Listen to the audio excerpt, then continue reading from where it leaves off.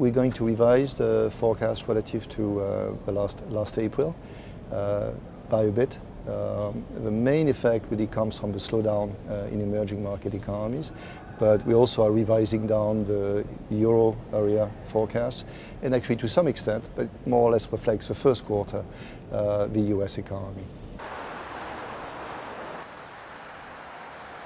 If, for example, growth in BRICS was to go down by 2% relative to what we predict, then the effect on the US, for example, would be 0.5%. So it matters.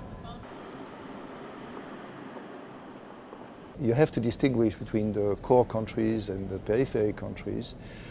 In the core country, there is some progress, some structural reforms. Fiscal consolidation is very strong. In France, for example, it will be less in the future, so this is going to help. Banks are not in great shape, but in decent shape. So I think that we're going to move from negative growth this year to positive growth next year.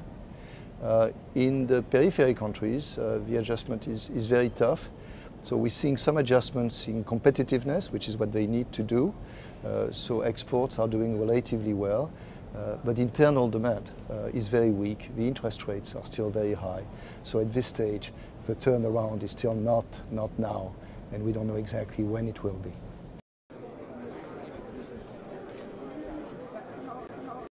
If we see an increase in interest rates, it means that growth is stronger in the US, and that's good for all the countries in the world. It increases their exports, it helps other countries.